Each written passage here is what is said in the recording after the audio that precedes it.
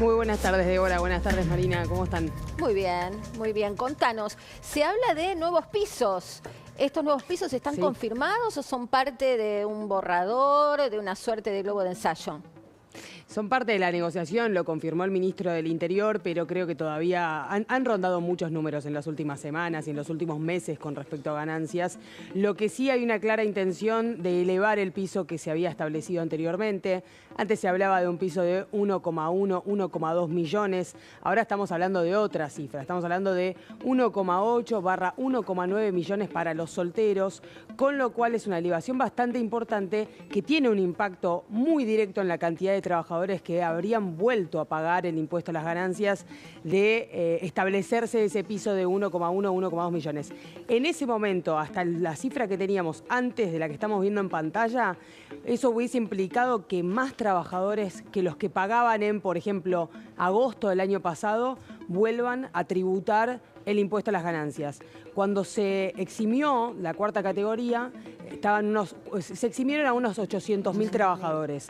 Volverían a pagar, si hubiese sido la cifra anterior, hubiesen vuelto a pagar unos 1.200.000 trabajadores, estimaban los que tenían las cifras más amplias, 1 millón a 1.200.000.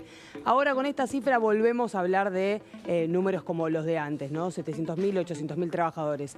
Mucha presión también de las provincias patagónicas, porque ustedes saben que los salarios más altos del país en promedio están en justamente la industria petrolera, la industria petroquímica, la industria siderúrgica. Entonces había mucha tensión desde ese frente de que no los incluya a algunos sindicatos de patagónicos, también algunos otros como camioneros que estaban atentos a esta cifra, que ahora quedan 1,8 millones para los solteros y 2,2 millones para los casados. Ahora, Camila, acá hay dos interrogantes, ¿no? Porque por supuesto son todos borradores, los jefes de bloque tienen el material, pero todavía no ingresó el proyecto de ley al Congreso. Una es, bueno, esto que estás contando vos del mínimo no imponible, y otra son las deducciones, porque si bien es cierto que a partir de ahora el escalonamiento va a ser que los que empiecen a pagar lo hagan con una alícuota más baja, que eso es importante porque es un alivio bastante importante en relación al esquema anterior, pero también las deducciones que han quedado recontra desactualizadas, no sé, por la escolaridad de tus hijos, en fin, lo que vos podés deducir de ganancias, ¿no? Totalmente. Respecto a las deducciones hay una cuestión fundamental que es qué se va a poder deducir y cómo se actualizan esas deducciones, si están indexadas a cómo vaya aumentando los pisos del impuesto a las ganancias, y lo mismo va a pasar con las escalas, porque un grave problema que hubo con la ley anterior del impuesto a las ganancias es que a medida que iba pasando el tiempo no se actualizaban las escalas, quedaba a discreción del Poder Ejecutivo, como pasó, por ejemplo, en el caso de jubilados, es algo similar, ¿no? Que el Poder Ejecutivo diga yo hago este bono, en el caso de ganancias era yo aumento el piso, y eso provocaba que cada vez se achataba más la pirámide. Claro. O sea, veíamos cómo enseguida cada vez más pagabas personas... el 35. Exacto. Entonces, la actualización de las escalas y la actualización de las deducciones, esa letra fina que hoy no tenemos, es, creo, la clave del proyecto, y es un poco lo que se estuvo discutiendo entre las personalidades más económicas de los distintos bloques de diputados. Ahí está la cuestión. Cómo hacer un proyecto, cómo hacer una ley de impuesto a las ganancias que realmente modifique los problemas que tenía la anterior. El impuesto a las ganancias es un impuesto ampliamente utilizado en el mundo. Es más, se considera uno de los impuestos más progresivos. Pero el desafío ahí está en generar una ley que sea justamente progresiva para los contribuyentes que lo tienen que pagar. Que no sea una suerte de IVA, ¿no? Que uno paga el 21%, no importa cuál sea su poder adquisitivo. Claro, la clave está en la progresividad. Otro de los temas clave y sobre el que había muchísima preocupación, no sé si quedó despejada, es el tema de la retroactividad. En principio, por lo que se sabe, estaría descartada la aplicación retroactiva. Lo que se dice es, si aprobamos la ley de ganancias, la retroactividad está descartada. La retroactividad la puede definir el Poder Ejecutivo, porque lo que dicen es, por la interpretación de la norma que eximió a los trabajadores de pagar del impuesto a las ganancias el año pasado, en realidad nosotros podríamos cobrar el periodo de 2023 que no se abonó. Eso lo podemos hacer nosotros, es como una moneda de intercambio. Si me aprueban la ley, yo no cobro el retroactivo. Si no nos ponemos de acuerdo y no aprobamos la ley, yo cobro el retroactivo. Por ahora, con este piso, según el Ministerio del Interior, estaría el acuerdo para no cobrar el retroactivo y aprobar algo con estas escalas.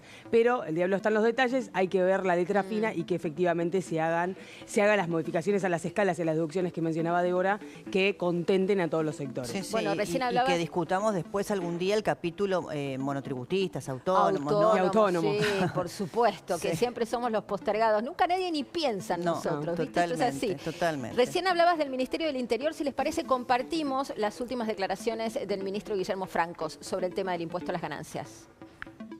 Ustedes ya aceptaron el piso de ganancias en 1.800.000 para trabajadores solteros y 2.200.000 para los casados. No es que lo aceptamos, sino que lo propusimos, ¿no? En las conversaciones que hemos tenido con los gobernadores y con los legisladores, les dijimos que estábamos analizando cuál era el punto más equilibrado para poner el piso del impuesto a los ingresos personales.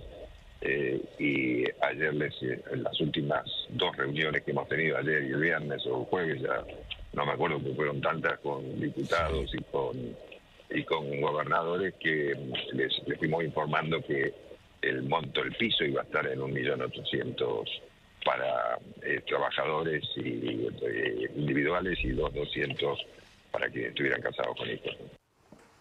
Bueno, ahí está claro que es una negociación. O sea, que esta es la propuesta del gobierno, no es la propuesta de consenso. Es la propuesta del gobierno. Hay algunos bloques que han propuesto algunos pisos un poco más altos. Estará allí el término medio en el que se pueda consensuar. También es cierto que los gobernadores del peronismo, particularmente lo digo, los gobernadores del peronismo, que ahora dicen que no quieren restituir el impuesto a las ganancias, lo dicen en los micrófonos, porque necesitan los recursos y porque ellos mismos votaron a pedido de Massa. Entonces, la verdad, un poquito de caras rotas, ¿no? Sí, la verdad que son muy caras rotas. Un poco, sí. No sé qué Totalmente, opinás. hubo modificaciones ahí entre lo que se votó a fines del año pasado y lo que ahora plantean públicamente. Pero lo cierto es eso, lo que vos decís, Débora, hoy la caída en los ingresos por parte de tanto la coparticipación como los ingresos discrecionales de los gobernadores los obliga o los empuja, podríamos decir, mejor dicho. Sí, y no hay reemplazo, Cami, porque el gobierno no quiere coparticipar el impuesto al cheque ni el impuesto país porque dice que lo van a sacar. Entonces, el impuesto al cheque algún día sería deseable que también, ¿no? Era transitorio cuando se instauró y ahí lo tenemos. Bueno, hablando de lo que es el trasfondo de todo esto, vamos a hablar de inflación y bueno, se conoció el índice de precios de marzo en la Ciudad Autónoma de Buenos Aires, Cami. Exacto, 13,2% dio.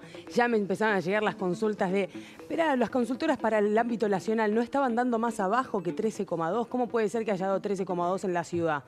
Explica un poco el trasfondo de esto y por qué puede ser que Nación dé por debajo de 13,2%, como las consultoras estuvieron marcando en el último tiempo, e incluso el gobierno insiste que va a estar más cerca de 10 que de 13 en el ámbito nacional. Se da por una cuestión de cómo está configurada la canasta del Instituto de Estadística de la ciudad y del INDEC. El INDEC le da más preponderancia a los alimentos y bebidas que en el mes de marzo tuvieron una desaceleración, mientras que en la ciudad tiene mayor preponderancia el rubro de regulados, vivienda, aguas, ese tipo de servicios públicos, y ese fue uno de los rubros justamente de mayor aumento el mes pasado. Fíjense que también en el mes de febrero había marcado una diferencia, la ciudad había quedado por arriba del 15% y Nación finalmente dio 3 puntos por debajo prácticamente.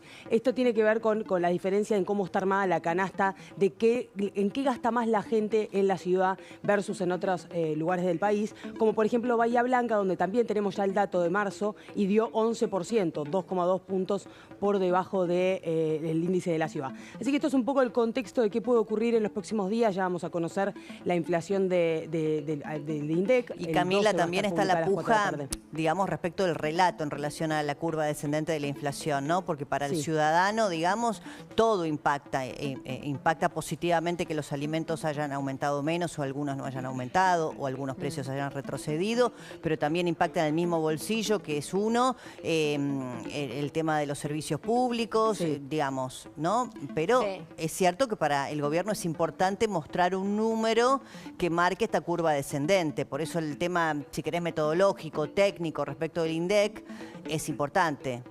Sí, totalmente. E incluso, digamos, mirando los próximos meses y cómo puede trazarse esta curva para el gobierno, lo cierto es que al principio de año, o cuando comenzó Milei, se hablaba de que los peores meses iban a ser marzo y abril, los meses más complicados en términos de inflación. Eso finalmente se corrió. Probablemente no sea marzo uno de los más complicados, sino abril y mayo. ¿Por qué ocurre esto? Por ejemplo, el aumento de luz en marzo impactó a mediados de mes. el impacto fuerte lo vamos a sentir ahora en la inflación de abril. Ahí va lo de mismo apertura a gas. cierre en abril. Acá tenés 15 días. Claro, por eso, digamos, Exactamente. está bien, desde el punto de vista de la estrategia del gobierno, pensar en dilatar el precio, el aumento de los regulados en la medición de la inflación. Y vos decís, ¿y por qué? Porque lo compensa, eso es lo que cree el gobierno, con la baja en otros rubros, por ejemplo, alimentos. Y bebidas Entonces, no alcohólicas. Claro. Si les parece, compartimos una placa donde tenemos el desagregado de rubros. Esto es inflación de la ciudad de Buenos Aires. Aclaramos, ahí está. Dice, bueno, educación, que hoy escuchaba un analista económico decir que impacta más en el índice de la ciudad que en el índice general de precios. Bueno, 36.8% es un mes tradicionalmente caliente para el rubro educación, marzo. Comunicación, 24.5%. Después tenemos vivienda, agua, gas y otros, 17.9%. Todo esto es por arriba del índice general. Salud, 16.9%. También apuntaban, claro, a que esto impacta más en Cava que en el interior del país. Porque el gobierno también pone el foco en el tema prepagas, ¿no? También todo lo que está pasando en el rubro de salud en su conjunto, ¿no? Que ahí tenés, es el cuarto, ¿no? En ponderación más alta. Es el cuarto, sí. Y por encima del índice general. Y después, por encima del índice general también, seguros y servicios financieros con el 15%. Todo lo demás está por debajo, es en este caso una décima. Dice vestida de calzado, bebidas alcohólicas en ese caso y tabaco. Bueno, vestimenta y calzado, alimentación y bebidas no alcohólicas, cuidado personal, que chiquitita la letra y lo pueden leer ustedes porque yo no veo. Fíjense, mira, restaurantes y hoteles está bajo con 7.6, transporte 8.5 son los últimos 3 y el más bajo de todos es de recreación y cultura, que está con 6%, ¿no? Cami, ¿estás ahí? Sí, fíjense, chicas, que todos los rubros que quedaron por encima del índice general de inflación son todos rubros o regulados o exregulados. Es decir, que están... Exactamente, fíjate, educación estaba regulado y continúa una parte siendo regulada, tanto en la ciudad como en la provincia. Comunicación estaba regulado, ahora se liberó 24,5% en marzo. Vivienda, agua y otros servicios continúa regulado. Por supuesto, prepagas es una de las grandes protagonistas de los gastos familiares hoy en día porque este 16,9% ni siquiera refleja la suba promedio del 110% que han tenido en los primeros meses del año, ex regulado también, y seguros y servicios financieros también tiene una parte donde el Estado intervenía en los valores. Todos en realidad están intentando recuperar terreno perdido, algunos según el gobierno por demás, como es el caso de las prepagas, que tal vez dicen, bueno, durante mucho tiempo no dijeron nada y ahora están aumentando todo de golpe. Lo cierto es que también pasan otros rubros, y esto no es por defender a las prepagas, que coincido que han hecho, han corrido demasiado, ¿no?, el camino, pero también lo vamos a sentir muy fuerte en este mes en todo lo que es agua, gas y por supuesto electricidad. Ahora, ¿tenés alguna información respecto de la reunión que mantendrían las prepagas con el gobierno? ¿Qué puede derivar de ello? ¿Qué le pueden pedir? Que el aumento de mayo, que ya está previsto, creo que queda un 10% todavía anunciado, por lo menos eso es lo que reciben los usuarios, ¿no? ¿Se postergue? ¿Qué puede pasar? El gobierno está convencido de que no va a intervenir ni regular de ninguna manera. No quiere aplicar la política, digamos, del gobierno anterior de frente a un aumento muy abrupto de precios.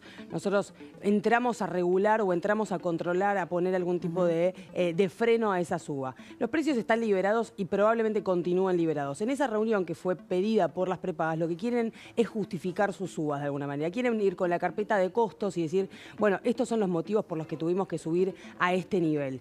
Desde el gobierno lo que dicen es, nosotros comprendemos su estructura de costos, pero hay incluso yo he hablado con algunos funcionarios que hacen algún nivel de autocrítica respecto de que liberar los precios en un mercado que venía oligopólico o que venía con cierta cartelización o que venía con muchas restricciones, en realidad es darle la derecha justamente, en realidad es primero liberás, competís y luego efectivamente liberás los precios, pero primero tenés que liberar las barreras de entrada al mercado para que quienes hoy se están quedando sin cobertura, que son son cerca de un 15% según las estimaciones, las últimas estimaciones del mercado, tengan la posibilidad de ir a prestadores más baratos que en algún caso tengan un plan. Pero no hay posibilidad de competencia en este mercado, Cami. Hoy no hay. Hoy no hay. Este es uno de los ejemplos más claros de cuando esa lógica o esas políticas de competencia y lógicas de libertad de mercado no pueden funcionar porque tenés imposibilidad de irte a otra prepaga si tenés alguna enfermedad preexistente, porque a determinada edad tampoco lo podés hacer. Entonces, porque ¿qué competencia? Hay competencia de precios, claro, no es que se están matando claro. para ofrecerte el plan con mayores prestaciones y menor costo. La verdad que vos analizás a igualdad de prestaciones, igualdad de costo, igualdad de precio de cuota. La verdad es que están muy parejos, muy caracterizados. Si les parece, hablando de la inflación en Cava, recién veíamos que alimentos y bebidas no alcohólicas, el rubro había dado por debajo del índice general de marzo. Nos vamos a una frutería y verdulería. Está Carla Ricciotti haciendo el relevamiento de campo allí. Contanos, Carlita, ¿cómo estás? ¿Qué tal, Marina? Buenas tardes. Débora también. Aquí estamos en la verdulería. Estábamos viendo cosas que recién les llegaron. Me decían lo que hubo mucho aumento y que se notó 11% que da el índice de inflación de ciudad para los alimentos, es en cuanto a la hoja verde, ¿no? Pero también es un tema que hay que tener en cuenta el temporal a la hoja verde y tomate lo afectó muchísimo, se dispararon los precios de una manera desorbitante. Ya empiezan a volver a su normalidad, pero estamos con Luciano para que nos cuente un poquito sobre el tema precios. 11% los alimentos es el aumento que dio esta vez para la ciudad de Buenos Aires, un 13,2% la inflación en general. ¿Esto lo ven reflejado ustedes en los precios, por lo menos acá en la fruta y la verdura? Y mira, la verdad, francamente hace casi un mes y medio que tengo los precios iguales, casi sin variación. El tema de la frutería, todo se rige por la inflación claramente, afecta en todos lados. Pero más que nada la fruta es tema de oferta y demanda. Si hay demasiada, la gente pide mucho y no hay, va a subir el precio. Es como lo que pasó ahora con el temporal y la hoja.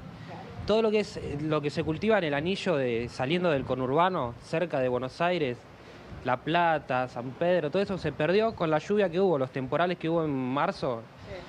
Se perdió, cayeron 400 milímetros, creo.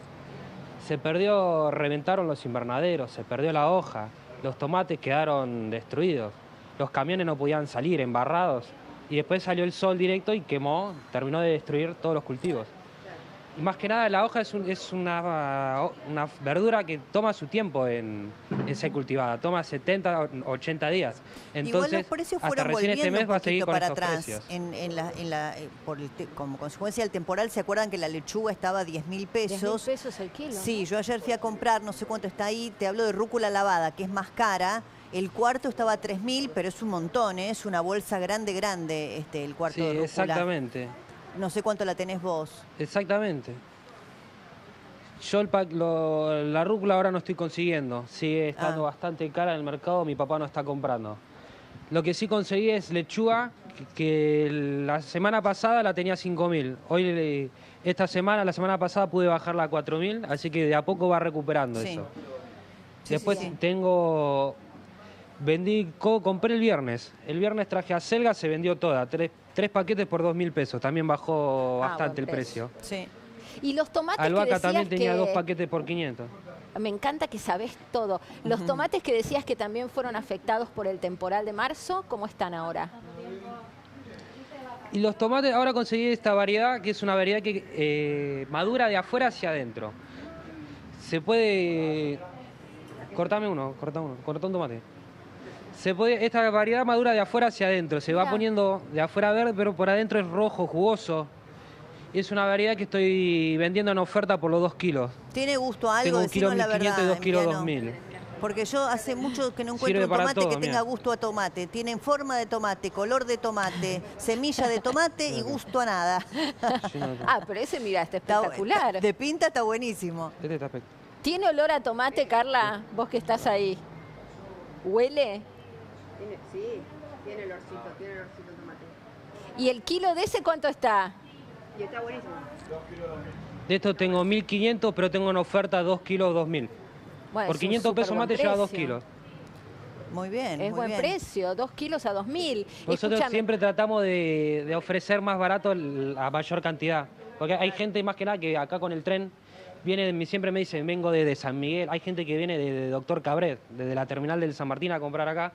Y siempre nosotros ponemos barato el precio a mayor kilo. Así la gente puede llevar, ahorrando un poquito más, lleva un poco más y puede aguantar Perfecto. mejor esta Genial, situación económica genial. que estamos llevando. Gracias, fuiste muy amable.